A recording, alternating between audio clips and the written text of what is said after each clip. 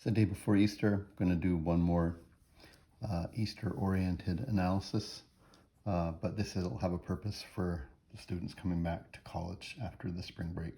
So this is O Savior, Thou Who Wearest the Crown. A lot of people know this as O Sacred Head Now Wounded. I forgot the right head in there. It's the 54th section of the St. Matthew Passion by Bach. And we're going to look at the non-chord tones in this as a focus. If this video gets really long, I'll probably break it into two parts, but for right now, we'll just think of it as one. When we come back to term here, third term, the students are going to be looking at non-chord tones. And on one level, we just memorize their definitions, learn how to write with them without making new parallel fifths or octaves, and try to identify them in some ways. But they actually present an analysis problem. Up till now, you have your non-chord tones isolated or taken out mostly, so that you can focus on chord progression, chord identification, those kind of things. And now with it in there, it complicates the texture of the music and can confuse you. Is it this chord or is it that chord? So although we'll do a normal analysis of this, I guess harmonically, we're going to also spend some time talking about this from a how do I tell what's a chord tone, what's not a chord tone, and then how do I go about identifying what these non-chord tones are. And I've already pre-done an analysis here. You can see there's like a key and chords and things, and all the potential non-chord tones have been already parenthesed in red ink. But let's just talk about this for a minute.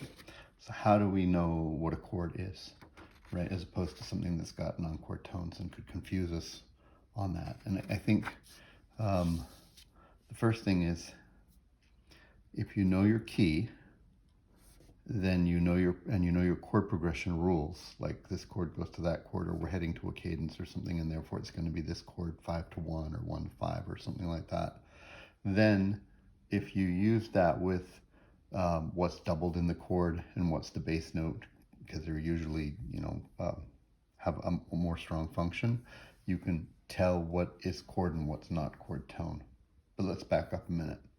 How do we tell what key we're in?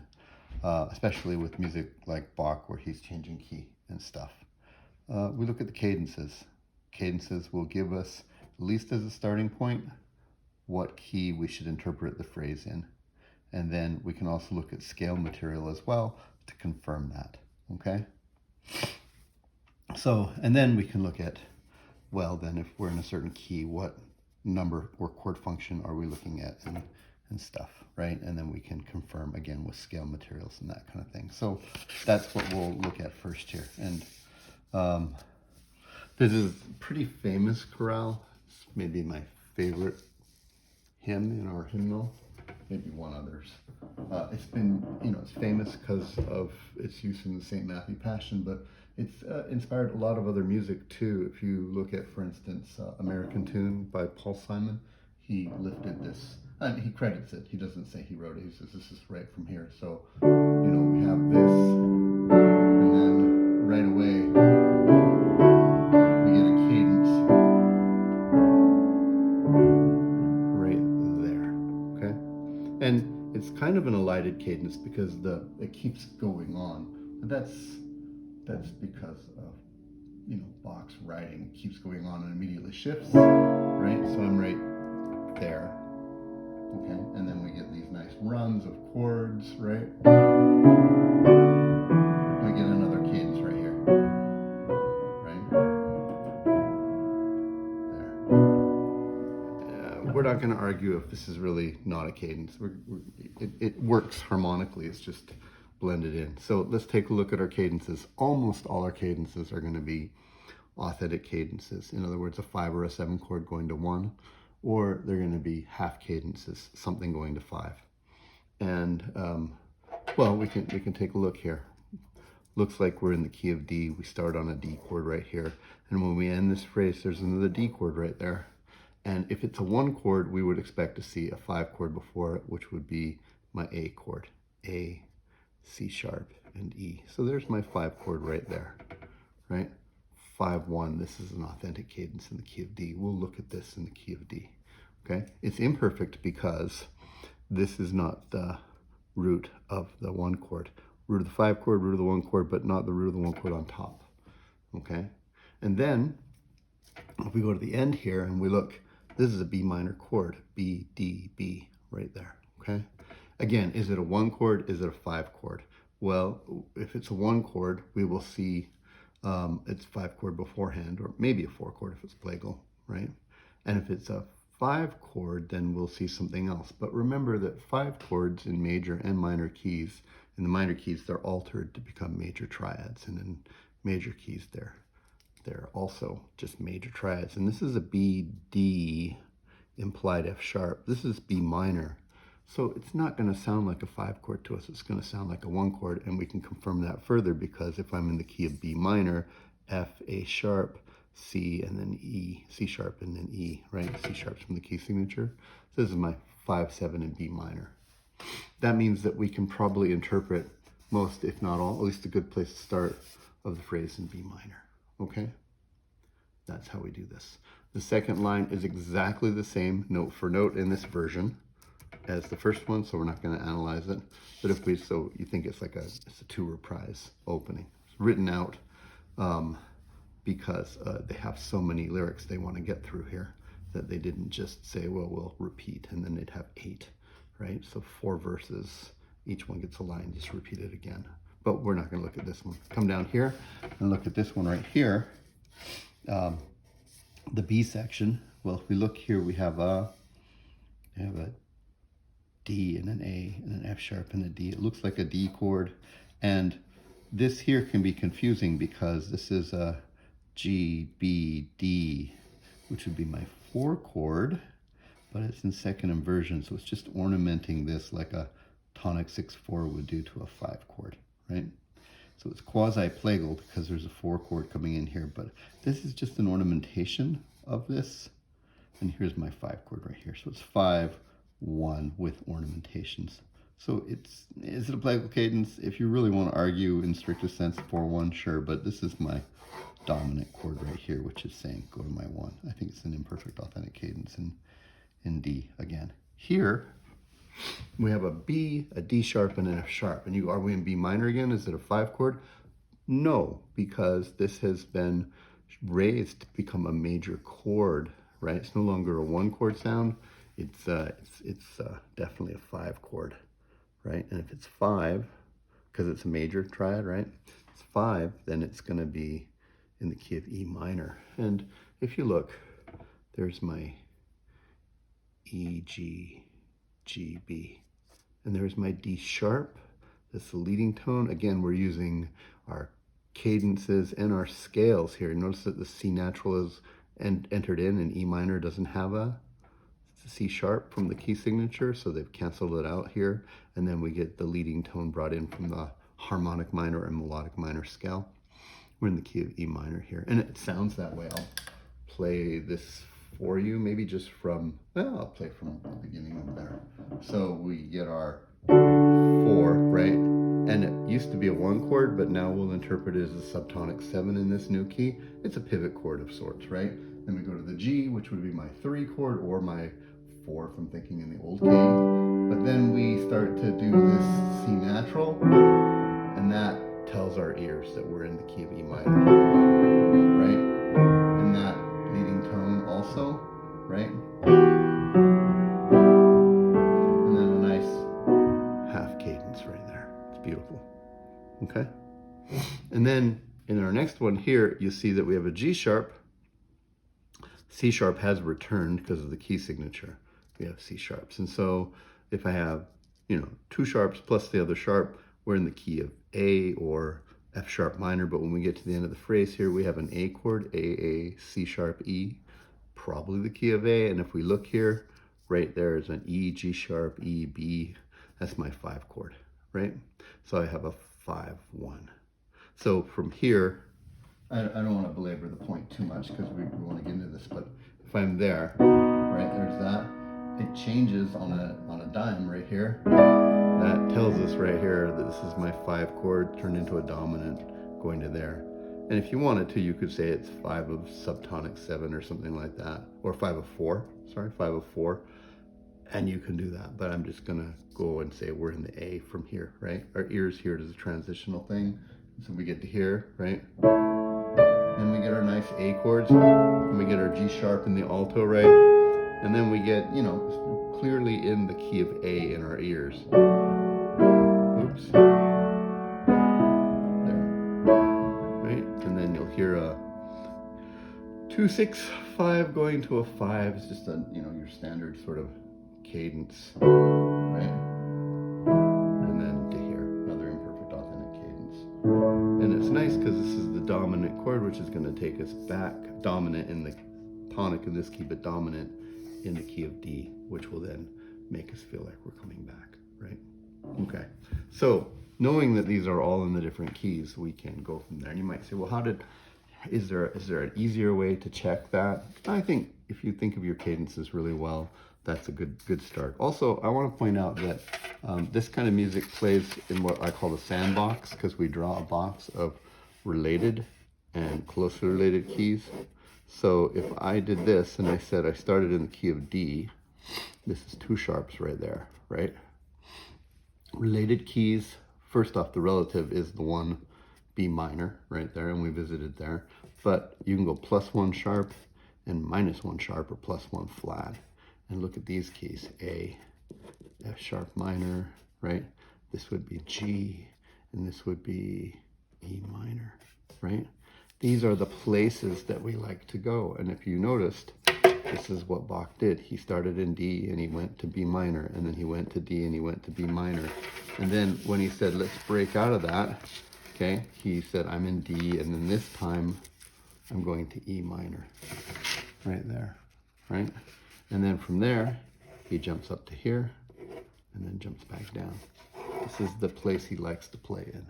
These are closely related or related keys. And so it's not 100%. And the further we go in history, the more they start to explore different places with reason, justification. But this is a good place to start. So we have sort of a clue ahead of time. Okay, good. So now that makes sense. 1, 4, 1. 4, 6, 1, 2, 6, 5, 1 cadence. I'm going to take these non-chord tones here and just point out a few things before we get into specific non-chord tones. Normally it looks like we're going 1 chord per thing here, but and then the notes that are in between the beats, you know, or notes even on the beats that don't match the chord could be thought of as non-chord tones. That's true for most of this. However, sometimes you'll get a convergence of a bunch of non-chord tones, and they turn out to be not non-chord tones at all. We went from G, B, B, D, G, B, D, 4 chord in the key of D, and we did all these things. It's like an anticipation, a passing tone, and another anticipation-esque thing, or maybe a passing tone, depending on how you want to look at it. But when you combine them together, it's A, C sharp, E, G. That's my 5 chord right there.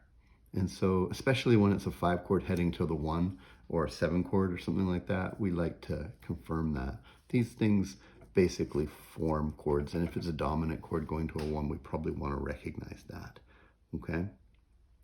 Another thing I just wanted to point out is that sometimes you get something that should be non-chord tones, but because they reharmonize, it's not. Like if we look here, you could have thought maybe I'd just play a G chord the whole time through here.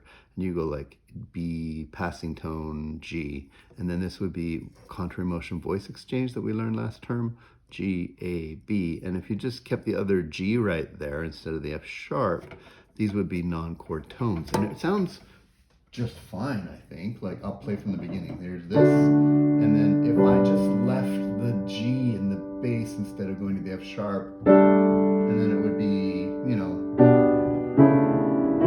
it would be fine, right? But he chooses to harmonize with the full chord right there. And so we get a slightly more consonant sound. So instead of this with non-chord tones, right, we get a full-on back to the 1 chord there, right? It's a little more consonant at the beginning of the piece, right? Sweeter. And, you know, so we start to get into weird territory, like why? Well, I think, like why not be non-chord tones? I think here he's establishing key. He doesn't need to be complicated, and it's a sweet sound, and he's, oh Savior, and so that, okay? So there we go.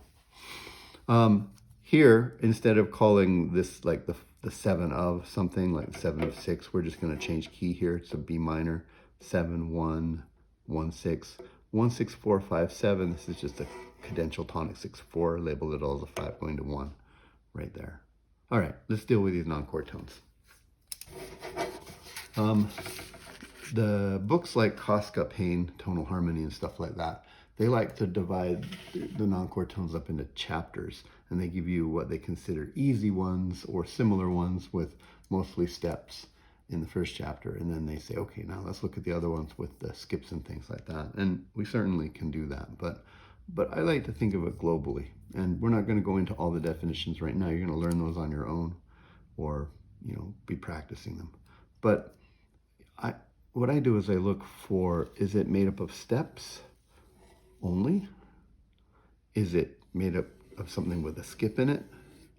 Is it made up with something that has, whether it's got skips or steps in it, the same note in it? Okay, and that's what we're looking for. And then, then you say, well, if it's got a skip in it, it's probably an escape tone or an appoggiatura. If it's only made up of steps only, then it's going to be neighbors / auxiliaries. Some of the books call them that, or passing tones. And if it's got the same note in it, it could have skips or steps afterwards, but then we're looking at retardations and suspensions, maybe an anticipation. And then pedal tones is the thing that happens in the bass, and we sort of look at that separately. There are some other historical ones, but these are the main ones we want to look at right there. Also, free neighbor is sometimes called unaccented appoggiatura. I don't know. Anyhow. But let's take a look here then. So we're going to ignore this because it makes a chord, okay? But now that we've figured out that these are the chords right here, we look for, like for instance here, D, F sharp, A. This is a descending note right there, okay? So let's look, how did we get into it and how did we get out of it?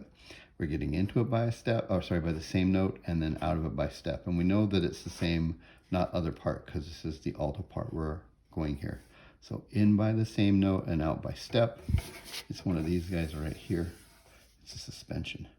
When we find a suspension, we label the interval from the bass note to that note, and then when it resolves to the bass note as well, right?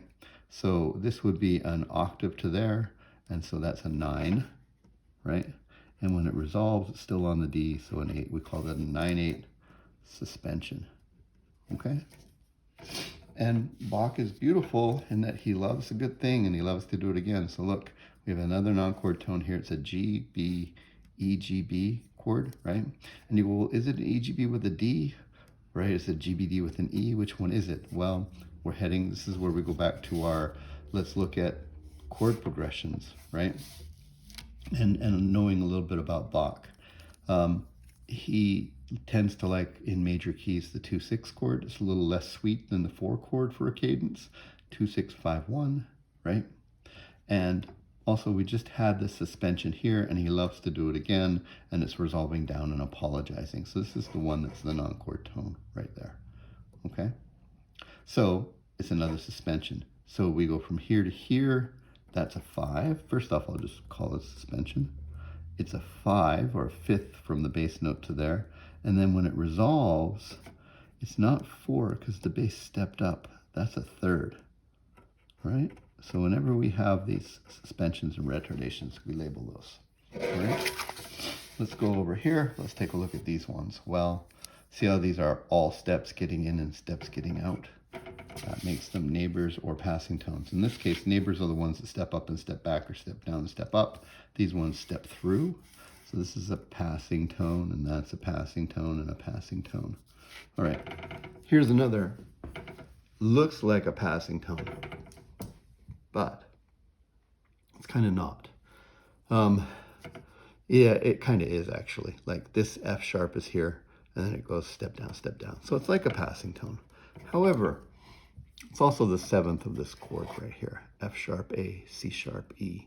And what happens is that these idioms, these ways of voicing notes around the 5 chord, happen so much that eventually we just call that 7th rather than passing tone, or 7th approached like and resolved like a passing tone. Right? You actually don't have to label that. You can just call it a 7th, but it's acting like a passing tone. And later when we talk about how to write and resolve 5/7 chords, the Koskapane will go nuts for having you recognize that. All right, cool. So we've figured out our chords because of keys and because of scales, and because we're looking at chord progression, it helps us confirm what chords there are, and then we can also, look at patterns in here and stuff like that. And then when we find it, we just jump over to here and say, well, which camp does it fit in, and then which one is it, right? All right, let's look at the third line here. I'm in the key of D, okay? This is a non-chord tone. I've got a B and a B and a D and an F sharp. This is the outlier right there. It's going down by steps, through the steps. It's not a neighbor tone, it's passing through.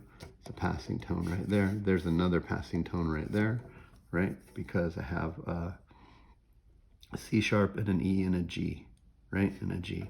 Now, here again, this is my B. Is it a C sharp, E, G, and then B? Or is it a passing tone? And the answer is yes. It's both. Okay? That's all it is. It's both.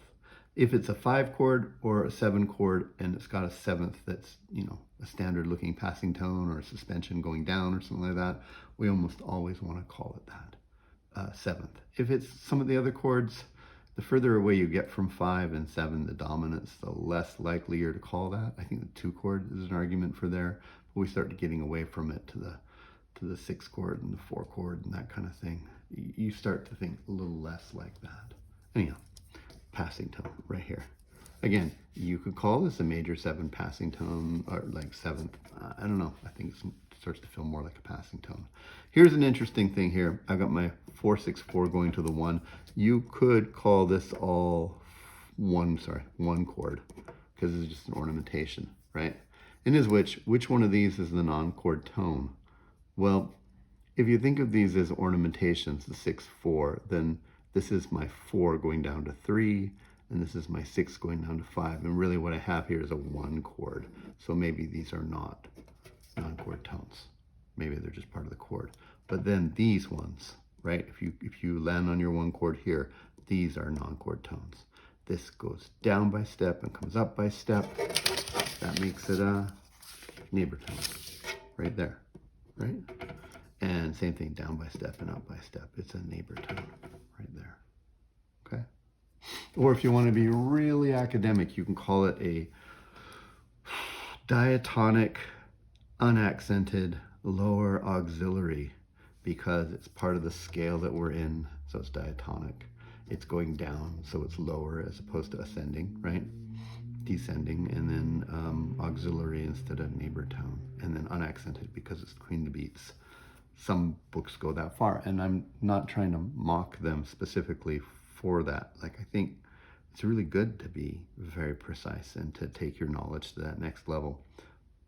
But at this level, let's just get it down as a neighbor tone and get on, do more work, and then on return visits, we can become more interested in that terminology. Okay. G chord, we're in the key of E minor, right? It's 3 chord, G, B, D, right there. So this is my outlier. That's also going through. That's a passing tone. Now here's an interesting one, and I have both of them circled with a question mark, and I have 2 possibilities here. Is this a non-chord tone or is this a non-chord tone? The pattern would suggest that this is the non-chord tone. Yes? Right? Because we had chord tone, non-chord tone. So chord tone, non-chord tone, non-chord tone, etc. However, when we get here, if we call this the chord tone, then I have a C, an E, F sharp, and an A, or an F sharp, A, C natural, and then E. So this would be like a 2 half diminished chord in third inversion, which is possible. But 2 does not like to go to 1 generally. Right, because that's this next chord that's coming up right there, okay? I'm not saying it can't, but generally it doesn't. it's not an accident that this comes down here and gives us a leading tone. So let's re-examine this for a minute. If this is F sharp, A, and a D sharp and a C natural, and that's the non-chord tone, then I have a D sharp, F sharp, A, C. This is my 7 diminished 7 in the key of E minor, D sharp diminished, which is 7 loves to go to 1, right? And so I think the answer is Bach is having it both ways. Like I feel like the pattern suggests, so I'm gonna go from here, right there. You're gonna hear this, right? And then I'm gonna go to my G chord, and that's my non-chord tone, and then you'd think this is a non-chord tone, or sorry, chord tone, but then it goes to here, right? And then it comes back to there. And I think, like if I had to choose only one, I'd call it the 7 because chord progression is important. I can't help but feel like Bach is doing both. He's saying, look, I can squeeze both in here because 2 loves to go to dominant chords, right? And we have this pattern in our head. Again, right, G chord, passing, you go like, ah, that's nice and crunchy, that's my 2 chord, and then you kind of go, ah, there's my 7, right? And then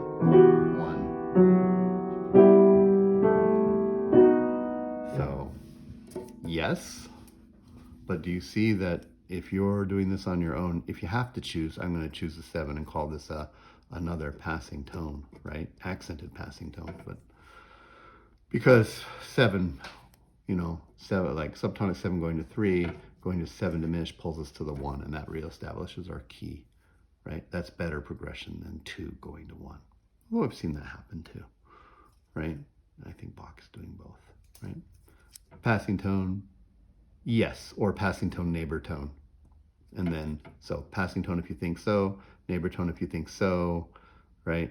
And then this is going up, passing tone, another passing tone. All of these are steps. Here's an interesting one, right? E, G, B, E, G, B. This is not part of the chord, right? It's entered by the same note and down by step. That takes us back to this part of the world, and that's a suspension, okay? Right. So we look at the interval from here to here. First off, we'll call it a suspension. And then we go, that's a 9, right? Now remember, when the suspension resolves, you have to measure as well, but not from the original note unless that note continues. This is a G going up to an E. It's a 6. So we get some funny numbers.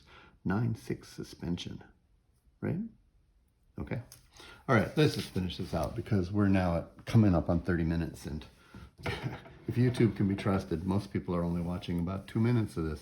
I'll make the class watch it and stuff, but if you're just looking at this for fun, and what could be more fun than analyzing Bach at Easter? I mean that seriously.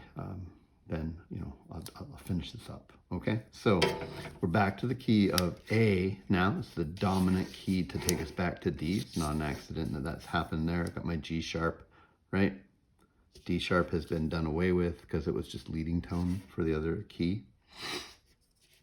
Step up, this is, you know, 5, 6, 5. There's E, G sharp, B, D, right? Going to my 1 chord because 5 likes to go to 1. This is just walking up. It's a passing tone. These are walking down, passing tone, and this is an interesting one we'll talk about in just a second here. Yeah, but this is a C sharp, A, E, and, you know, it's just an inversion after this. And then here I've got another 4 chord in first inversion, D, F sharp, A, F sharp, right? And then again, see we have this hitch in the middle here. 4 can certainly go to 1, right? But remember, Bach is like a superlative composer. And in addition to writing the end of the piece, he's borrowing from up here. Look, it's a different beginning where it goes 1, 4, 1, 6, and then 4, 6, the jog to the 5 chord and the 1. Look down here, he comes back with a 5, 1, but then he goes 1, 6, which is the same as up here. And then he goes 4, 6, which is the same as up there. And then he drops in a 5 chord, which is the same right there, right? So it's the same deal. He's mirroring himself, albeit in a different key and a different voicing of melodies and harmonies and things, but the chord progression and even the bass line is the same as the beginning because he's bringing us home. Now, if you recognize this as a 5 chord, you don't have to do any of these, right? Because they're making a chord. However, if you didn't recognize this as a 5 chord, then you'd be responsible for saying passing tone, neighbor tone, and this here, it enters by step and leaves by same. It's going to have a same note in there. It's an anticipation then, because it's anticipating the note of the next chord. If you didn't count this as a 5 chord, happily it is a 5 chord, and we don't need to account for any of those. But if you did, passing tone, neighbor tone, anticipation of that tone, right? Okay. Here we have a 2, 6, 5 going to a 5. Now, I also want to point out, I have at the beginning here a 2, 6 going to a 5, going to a 1. Just like here, 2, 6 going to a 5, going to a 1, right? The 5, 6, 5 telling me there's a 7th comes from this note here. I'm in the key of A, B, D, right? F sharp and A, okay?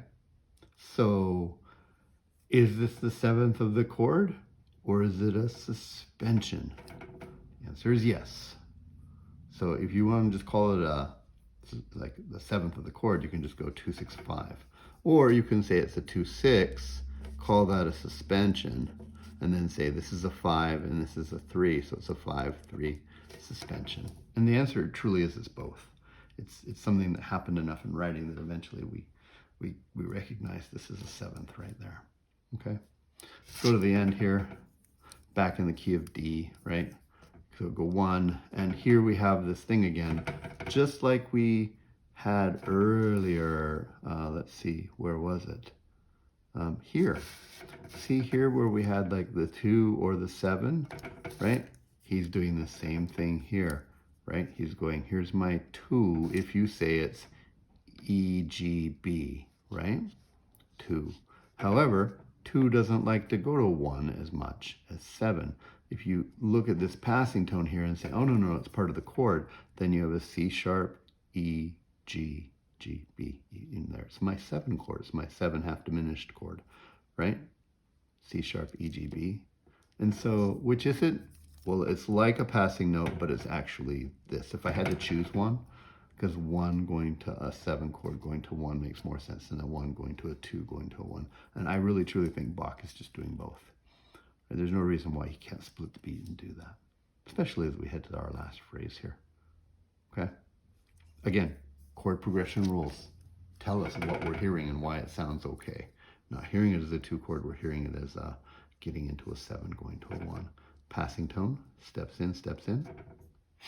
Beautiful suspension right here, right? Now this looks like a 1, 6, 4, 5 cadence right there, but he doesn't have all of the notes from the 1 chord there. This should be up on an F sharp. So it's just a 5 chord with a suspension, 5, right? And if we look, that's my suspension right there. And this is a 4th. And then when it resolves, that's a 3 right there. I know it jumps the octave, same pitch though. You hear it completely like that, and then in like that. One last thing I just want to point out that's got nothing to do with non-chord tones, but I think is really wonderful and interesting to see. Our last cadence here is an imperfect authentic cadence in D. And you might be going like, wait, we're at the end of the piece. Why aren't we having a perfect authentic cadence? Isn't that more normal? Yeah, it is. However, remember that Bach is writing this as an internal part. I think that's the 54th section of, how many parts does St. Matthew's Passion have? 60. I'm going to get it wrong. Somebody's going to call me out on the internet and say he doesn't know. I don't know. It's like 62 or 63 or something like that. Parts. So this is internal. In other words, it's not the end of the Passion, right? So Bach is telling us there's more to happen. Even though it's the end of this and we've come back to the home key, right? From here, you hear this like beautiful, like, right? And there. And now here, right? To thee our love we bring. It's going to be back to the home key again, right? It's beautiful. You'd expect it to do this. Here. Nice. No third on top, right? But what Bach is telling us, and I'll pick it up from here again, is that in this particular iteration of this, he's using it for the resurrection inside. Right? And so he's saying there's more to come.